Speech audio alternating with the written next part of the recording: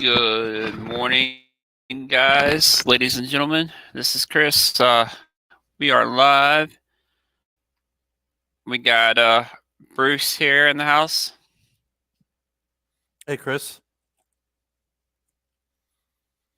How's it going, Bruce? It's going well, man. How are you? How you doing, bud? I'm good. Can you hear me? Can you hear me? Yeah, I can hear you. Yes, sir. How you doing today, man? I'm good. I'm good. I'm good. How are you doing? Yeah, I figured I was still up, so good. Figured I was still up, so figured I'd do a live stream.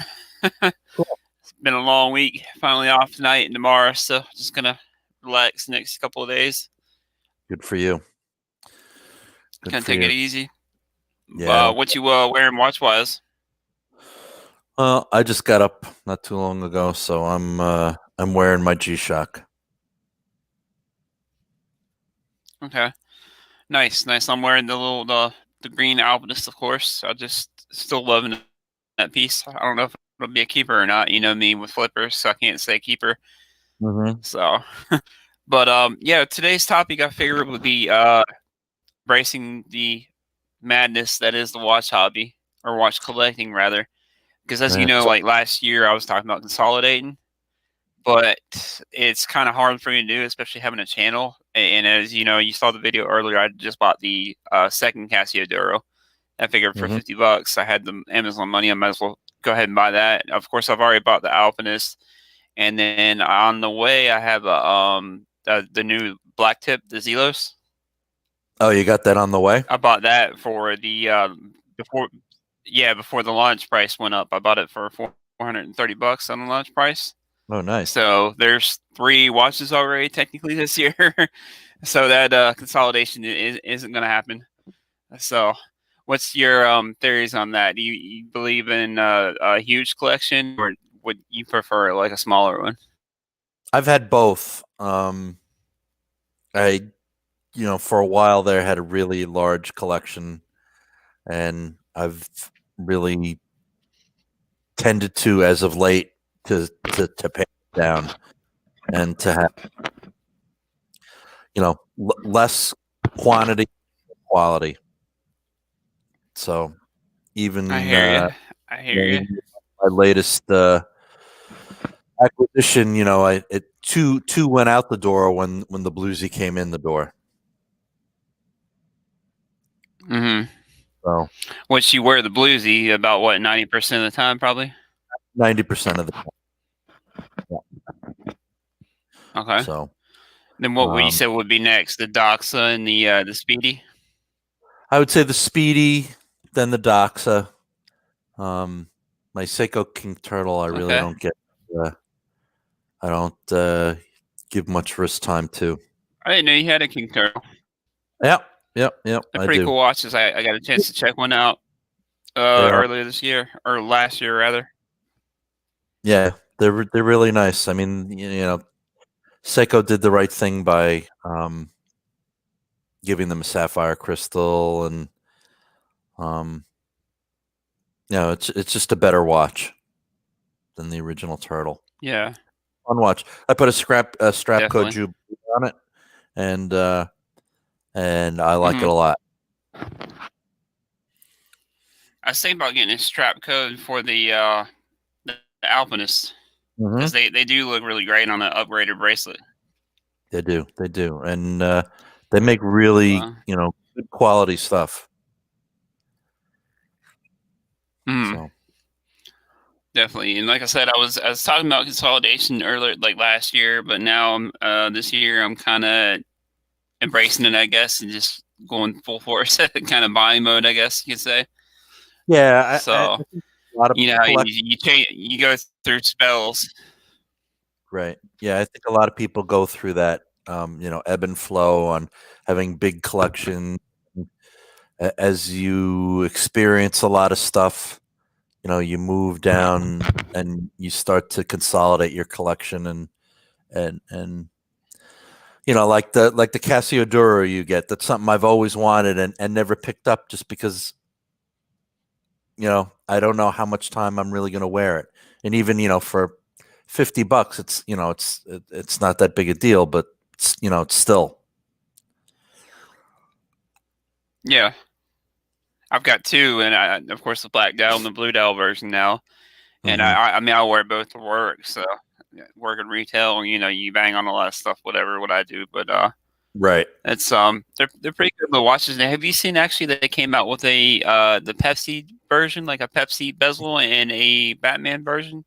No, I haven't seen those. I haven't. Up The only there. other one I've seen Yeah, is. saw. I forgot. I'm sorry. Go ahead. No, go ahead. No, I was just going to Sorry, say what were that you saying? the one Yeah, I think we're on a little bit of a delay. Um, the only other the version I was looking at is it was a two tone. It was like a gilt bezel and gilt hands. Okay. So I was thinking Nice. I about forget whose video I saw him on, but I think he had gotten them directly from Casio, and they were I think the new ones don't have the Marlin on it though, because something about the trademark or something or another. I guess they had ran out after 10 years or whatever using it, and they didn't feel like going through all the stuff to renew it. So the new ones I don't think have the actual the Marlin that they're famous for on there. On the Right. dial. Yeah. No, I think you're right. I did. I They forget still who's. look the same. They have the Casio and all that. Uh-huh. Yeah. No, that they don't have that Marlin. I heard that somewhere. I forget whose video that was, but yeah. No, I'd love to see it Yeah. with a Pepsi and a Batman bezel. Mm. Definitely. But yeah, I don't know how many people will get on watching this morning because it's Friday morning. But like I said, figure come on, chat for a little bit. People can catch up later. Exactly. So, but Yeah, I'm yeah, still that's working on my like I morning said, coffee. in one. Okay, nice. And one other thing is, I've been having a lot more fun, like in the $500 to $2,000 price range. There's so many great watches you can get in that price range. There are. That's a good range to get into it. That was a range that Seiko reigned supreme for a long time. But they're getting a lot of competition now as they seem to want to move themselves up market. Yeah, definitely.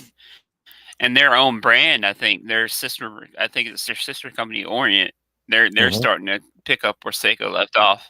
I wonder if Seiko did that on purpose, like knowing that Orient, kind of like I would say, like Orient is to Seiko, like what Tudor is to Rolex, wouldn't you? Sort of, I mean, it's a little different, corporate wise structure than genre.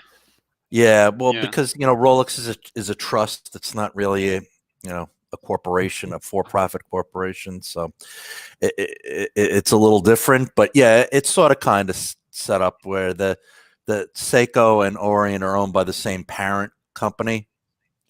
Epson or something like that, I think it's called. Yeah, it's Epson. Epson or something. Mm-hmm. Okay. And I feel like Orient has a lot of bang for buck models. Like you could collect just Orient, or you could collect just Seiko as well. Yeah, for sure. Especially if you're somebody just like getting into the hobby. Mm-hmm. Like the Kamisu and the Kano and all those, the Triton. Well, I don't think they call it the Triton, but the Triton, all those pieces that they have, a lot of watch for the money. Yep, exactly. And what was I going to say? How are you finding that Islander? Because that's a good watch. I love it, man. In the 500 and below range. Yeah, I love it. I mean, I got it for the Black Friday sale when they had that for the after Thanksgiving sale, and I picked it up for $226. You can't really beat it for that. And I was about to mention Mark from Long Island. Like I think he's starting to build almost the ultimate affordable watch collection. I feel like because he just came out with like a field watch too. I don't know if you saw that. Field watch. Yep. He's got a pilot's watch. He's got the divers. He's got He's dress watches now too. I think he's got a dress watch. Yep. So I think the dress watch is like $190 with like a Seiko in each movement, like sapphire crystal, all that stuff. Yeah, well, he's in a unique situation. He's a retailer that's been selling like the Orient Bambino and the dress watch, and selling Seikos, SKXs, and selling. I think he sells Laco, for like pilots watches and stuff like that. So he knows what sells. He knows what products move and what people want.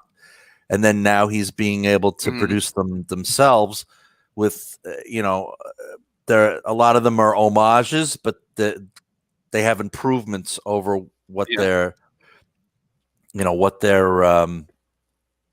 the watches that they're based off of.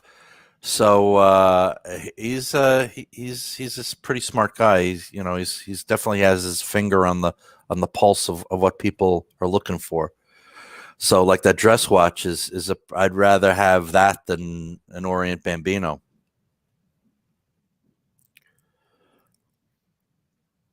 Yeah. Morning, Chris. Watches and Eagles join in on the combo. Hey, what's up? What's up, Chris? Yeah, and I don't know if you saw recently or not. Are you on Instagram? I am not. At all, Bruce? No, I'm not.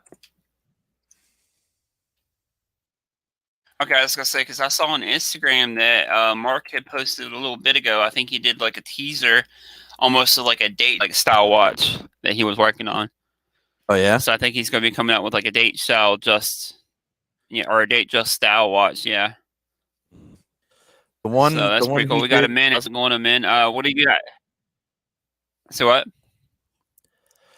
No, I was just gonna say that the one watch that he's done that piqued my interest was the his version of the Yachtmaster with the the steel bezel.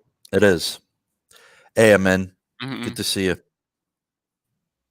I thought about picking up the green version. I like the green guy one. But yeah, we got a min. Or what are you wearing watch wise, bud? And Chris, are you still wearing the speed? I saw in just Speedy. I don't know if you're still wearing that or not. I would assume. But yeah, that's like I said, he's building what I feel like is the ultimate affordable, like entry level luxury collection, or not luxury, but affordable entry level pieces. Sorry. He's wearing the Bulgari today. Nice. That's a great watch.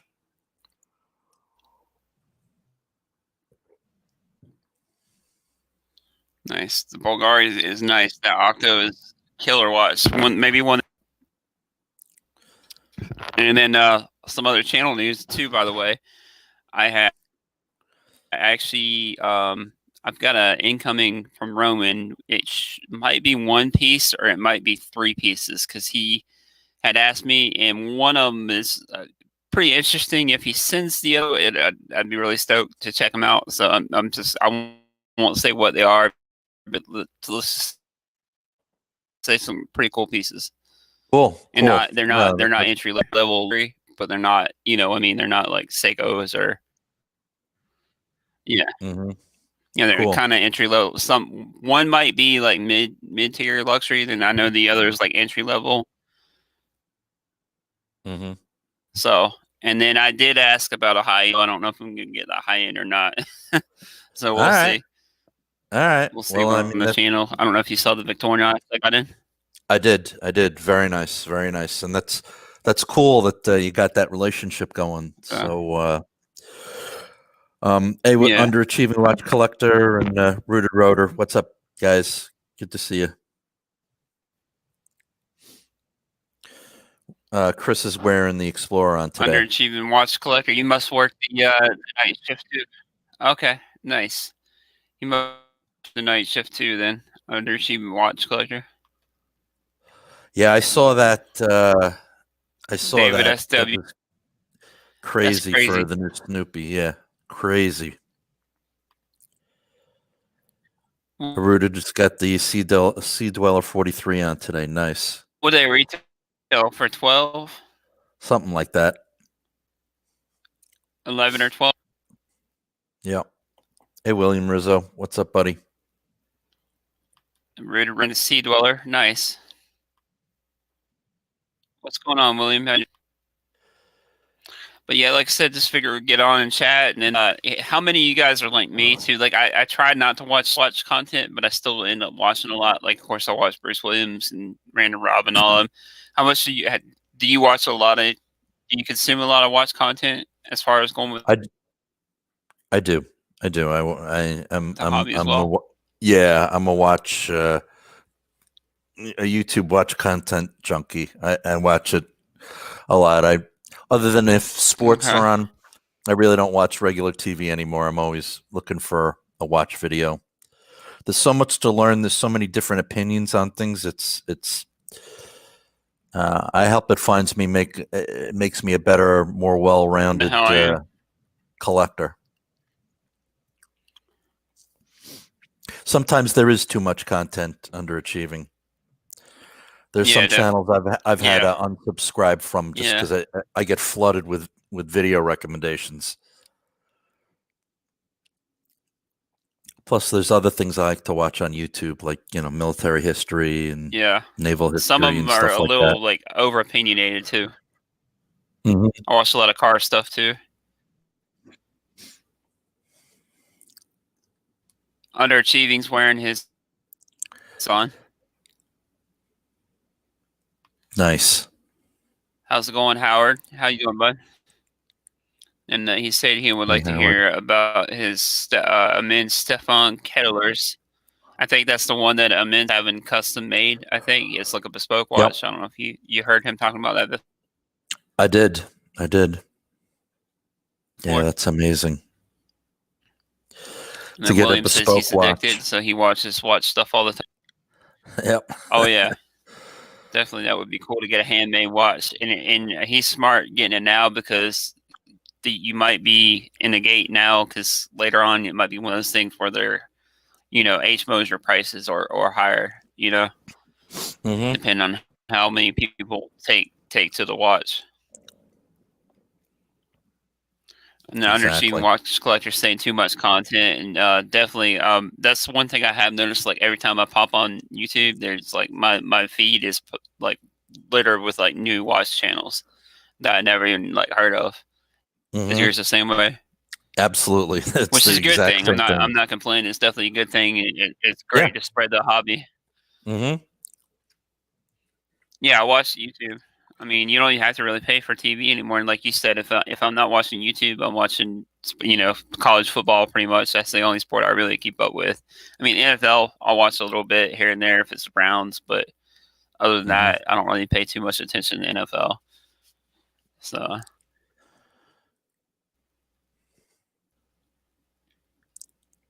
And of course, college football pretty much over for us. So. Yeah, I saw that. I'm not a big college guy, but I'm more of a pro guy. Definitely will watch a lot of watch stuff. Hockey's coming back next week, so I'm looking forward to that. Okay. Nice. You're a Rangers fan, right? I'm a Ranger fan. And my Mets just made a big trade yesterday, so I'm looking forward to baseball come the spring. Okay. Who'd they trade? They got Francisco Lindor and Carlos Carrasco from the Indians. Okay. Really? See, I'm an Indians fan. And of course, they're no longer going to be called the Indians soon. Yeah, I think this is their last year. Richard Broder Swarology is back on YouTube. Yes, his name is David, and he's got a good channel. Yeah, I wonder why he ended up getting off YouTube for a little while. I think he was getting burned out. He was doing a lot of stuff. Then he stopped. Then he started again. All that one. Yeah, I gotcha. Yeah, he did pretty good work as far as like editing and all that stuff from what I saw.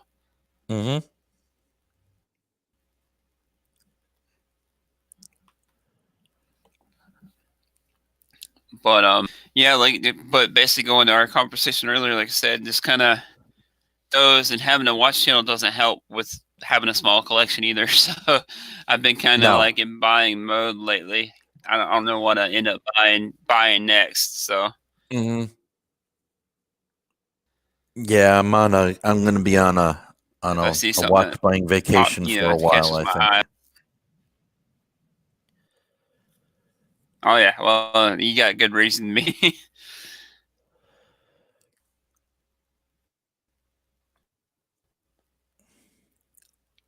And Cartel from Hell's thoughts on the Spring Ride, Bruce?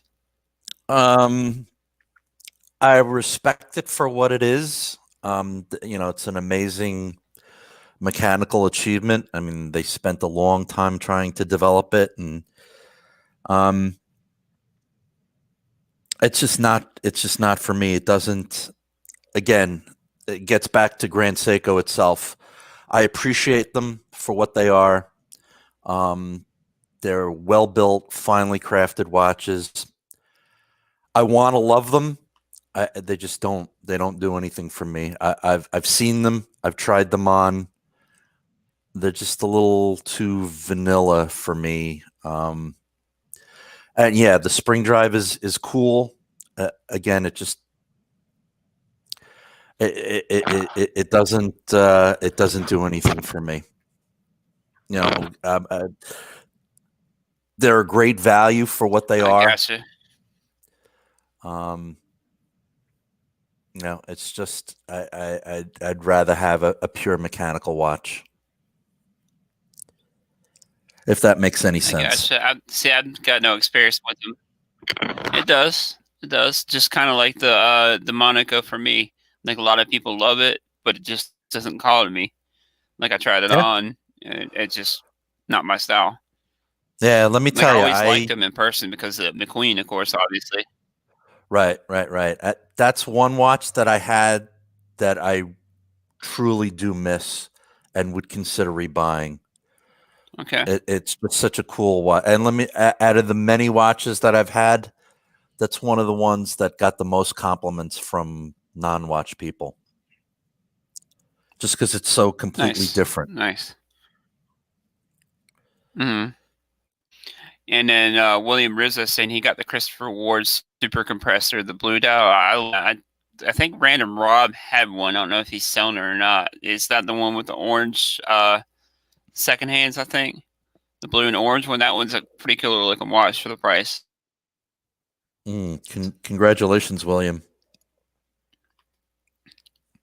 That's a cool watch. Yeah, definitely. Was his first buy this year. Nice.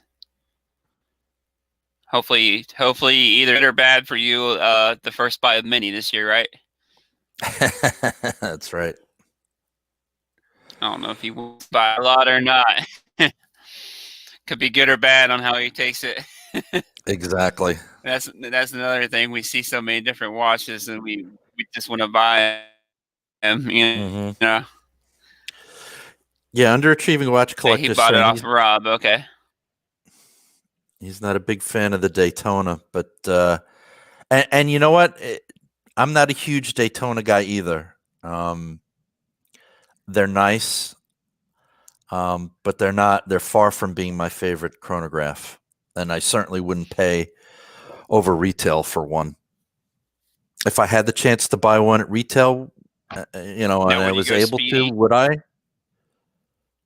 Yeah, I probably would. Well, I mean, I have the Speedy already, so if you had to choose Speedy or Rolex, though. If I had to choose, if I didn't have like one, if you had to choose between the 2. Yeah, I would choose a Speedy. Okay. For sure, just for the history. Okay.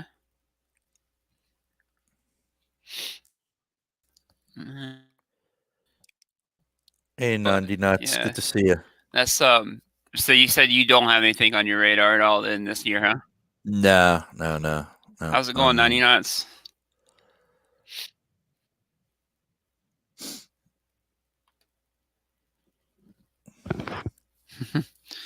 Yeah, like I said, I don't know. I had the Zelos on the way, so we'll see how long I keep that one for. I don't know if it'll be a flipper or not, or keeper. I got the Frost Dow with the white Dow, kind of almost like the Mm-hmm. Polar Explorer.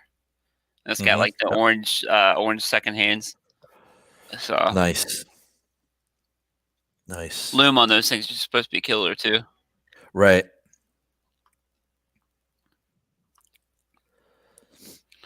And then Rooter Rotor's saying the Daytona has a better movement than an 1861. Don't It know. does. He's got a sapphire sandwich and loves it. Nice, Yeah. Yeah. That's cool, man. nice. If I was going to get the new Speedy that just came out, I would get the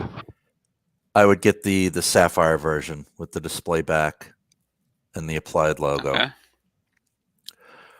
But I'm happy with my 1861. Okay. See, that's one watch like I feel like is if you're not like I'm not really personally a chronograph guy per se, Mhm. but I feel like it's one that every watch person should at least experience at some point if they're able to, whether try it on or borrow it from a friend or whether they have the means to buy it. I feel like Right. that's one that they should be able to Yeah, it's one of try those. out at least. It's one of those icons. One of the iconic watches that if you have a chance to experience, you should.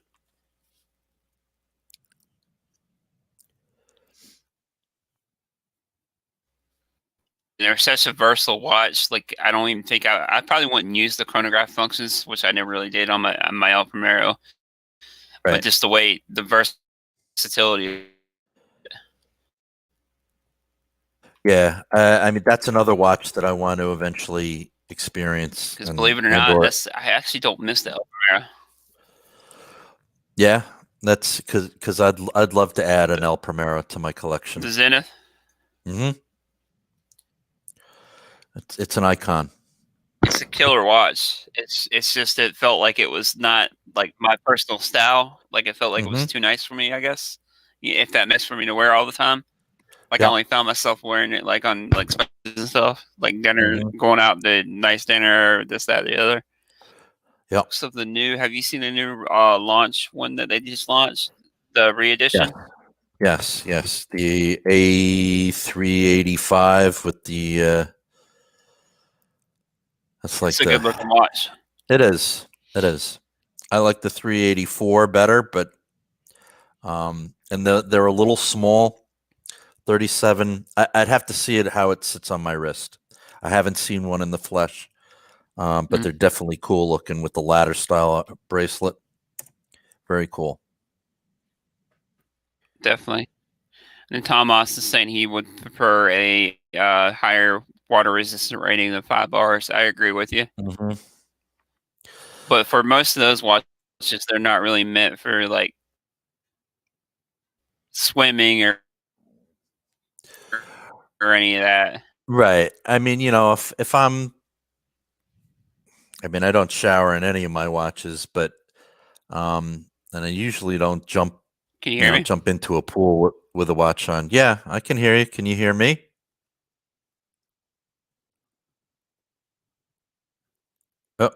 Oh, we lost Chris. But he'll be back. What was I going to say? I've never had to take a Speedy off. Like if I'm washing the dishes or something like that. I mean, it's perfectly okay. To get it surface wet. Of course, you're not going to want to push any of the chronograph buttons, but it's a fantastic watch. I love mine. I love my Speedy. I think I'm always going to have one in my collection, and I'm very happy with my 1861. It fits perfectly on my wrist. As a child of the space age, it's got a special meaning to me. You're back. Can you hear me, Chris? I don't know what my computer was doing. It was acting up again, being stupid. Sorry about that. That's all right. What were you saying, though? No, I was just saying that I told the guys out there in the chat that I've never had to. While I don't shower with watches or really jump in the pool with them, I've never had to take my Speedy off, like if I'm washing the dishes or something like that, or washing my hands. I've never had to take it Yeah. off. It'll take getting surface wet, but and of course you wouldn't want to push the chronograph buttons. Hey, Orange Hand, good to see you, pal. Mm-hmm. But it's more than enough. Now, what about the water Daytona? resistance for Does me. it have a higher? It does. It's 100 meters. Does the Daytona have a higher water resistance? Yes, it does. Okay, 100 meters. Yep. What's going on, Orange Hand? How you doing, bud? Yeah. Yeah, Rooted Rotor. I don't have the Polar anymore. I love that Tom watch. wants to say. Go ahead, man. No, go ahead. I was just reading. Okay. I don't have that watch? Yeah, I loved it. But to get the bluesy in, it had to go along with the Explorer. But it will be interesting to see what they're going to do this year with the 50th anniversary of the Explorer 2. So it'll be interesting to see what they do. I'm thinking that they're going to. I just kind of hope they don't do a ceramic bezel.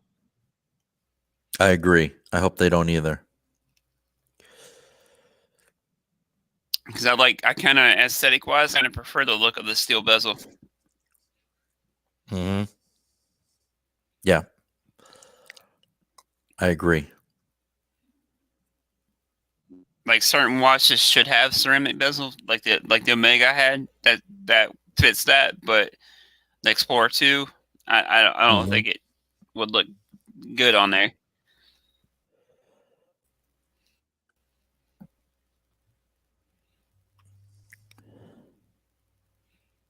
And then Orange Hand saying water resistance on a chrono over screw down pushers any day.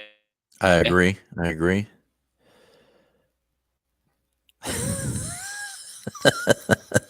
Underachieving. Yes, I miss my Explorers. Achieving watch collector for the 909.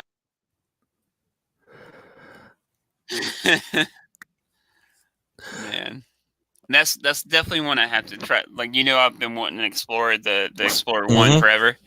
That's one I have to try in person too, because I may end up being kind of like the ID guy, where it may end up being like with my Zenith, kind of was like it was a long time Grail, and then when I got it, it's just like I wasn't underwhelmed, but I just wasn't like in with it. You know what I'm saying? Yeah, no, I know exactly what you're saying, and you have to do that. Like when the blue dial version of the Cartier Santos came out, I was in love with that watch. It was head over heels love, and I finally got down to an AD and saw it in person, and I was like, wow, it's so uninspiring, and just I fell completely out of love with it once I saw it in person. But I got a feeling that you're gonna like. I think the Cartier is one of those ones that. Yeah, I love the tool watch look, and I love like a good sterile dial, like just a clean overall look. Mm-hmm. How's it going, Jerry? But what I was gonna say though, Antos, like those are meant to. I feel like those are meant to just be like white dials, though. If that makes sense, like they look the best on that like white color. They do. Hey Jerry. Hey Six Killer. Person, they're good looking watches. How's it going, Six Killer? How you doing, bud? But yeah, they're definitely good, better looking, and that's one of those ones that I'm not a big dress watch guy, but that's probably one that I would probably end up buying because I've tried them on, and they're a little more versatile, I think, not just as dress watches.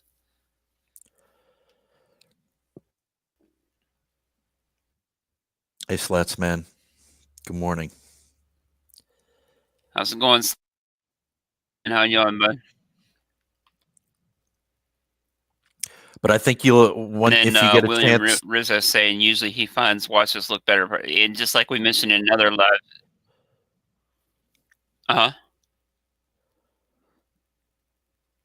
Go ahead. Sorry. No, it's okay. It's just the delays. It's throwing us both off. I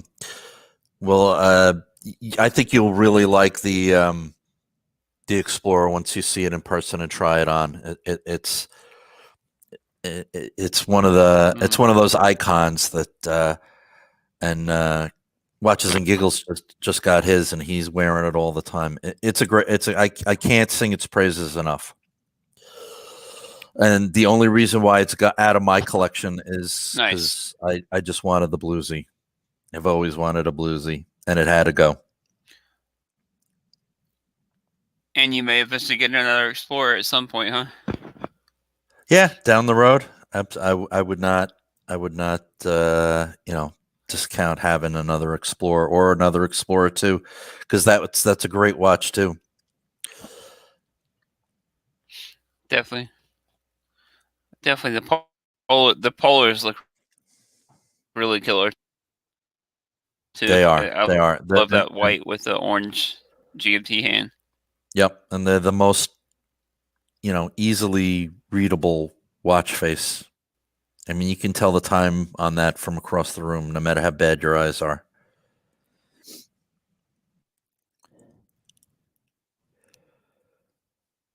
Don't work too hard, Six Killer. And then last day in a typical Murphy's Law fashion, after spending my watch account on that Seamaster at his local AD, Rolex AD called him, and he has the OP41 he wanted since last summer. He's debating what to do. Ooh, I don't know. That's a tough one. Yeah, that's a tough one. If you trade the Omega in, they probably won't give you that much on trade, would they? No. I mean, it depends.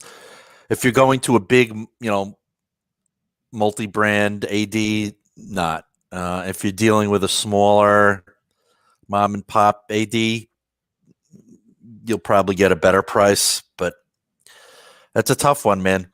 Which one makes if your Seamaster is making your, if you love it and you wear it all the time and it's making your heart sing, then just stick with it.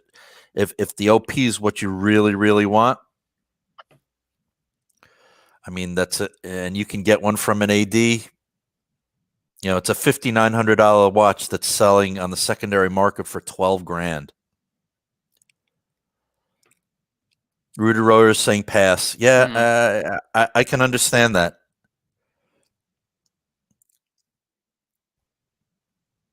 Yeah, especially if you kind of spent the funds already, because you don't want to go broke over a watch, right? Mm-hmm.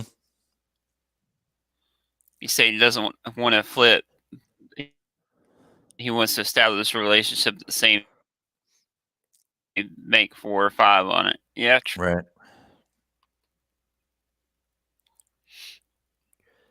And then he's Orange Hand said he's looking at Divers, that he doesn't have a spinning bezel watch anymore, but a lot of money for a fidget spinner. Yeah. Take a look at. I've been eyeing, which of course I can't afford it right now, but I've really been eyeing those glass Ruptus CQs. I really like the looks of those. They course, are. Like I said, I can't really afford it right now, but it's. Yeah, they're good looking watches. They're just they're a little pricey, but they're well made and they're good looking, no doubt. Yeah, you can usually get a decent discount though. You can get like 10 to 20% off, probably. Decent discount. And the newspaper type is getting smaller. He's convinced this is a conspiracy. Underachieving watch collector. I hear you, man. I hear you. Slash coral color is very nice. Voller. Yeah, the coral color, I think he means. And that's the hottest. That's the hardest. Yeah. One to get.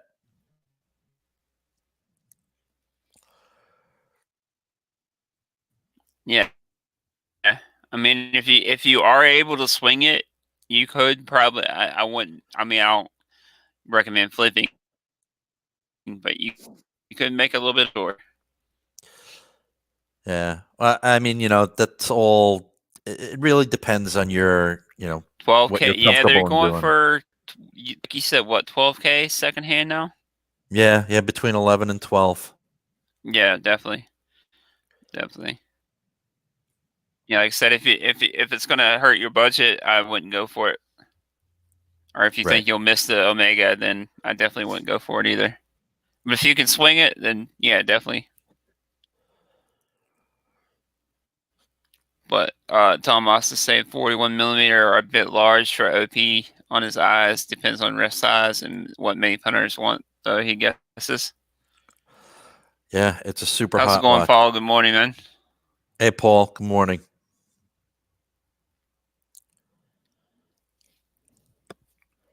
I really the red orange has kind of been growing on me. It looks Hmm. more like orangish than red, kind of like red, like in certain lights when I've seen like videos and stuff. Hmm. Obviously, hadn't seen one in person yet. Yeah, the coral, which is that orangey red, and the yellow, and the Tiffany blue, the light blue. Those are the hardest ones to get. Mhm. Yeah, I agree, Rooted. It is Yeah, insane to pay double, you know, to pay double for what the watch sells for retail. I certainly wouldn't do that. yeah, and especially when you can get a Sea Dweller for the same price. Yep. Yep.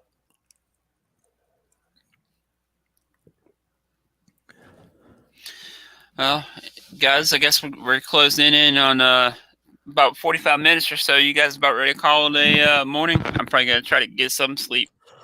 All right. Yeah, sounds good. I just wanna, if you don't mind me um plugging the show on Sunday. We're going to be doing an Omega extravaganza, talking everything Omega. We're going to be 2 p.m. Eastern on Watch Talk with the Punters. So I'd love to see all you guys that are in the chat Great here show, on guys. with us. Thank you. Appreciate it. And we'd If love to you have you on again, have Chris. an hour, go over and like and subscribe, and him and appreciate it. Definitely have to come on. Definitely have to come on. All right, guys. Thanks everybody for joining in the chat, for coming on. Appreciate everybody's time, and we will see you guys in the next one. Yep. Thanks, Chris. Later, fellas. All right, should be. Yes, sir. Thank you. Thanks for coming on, Bruce.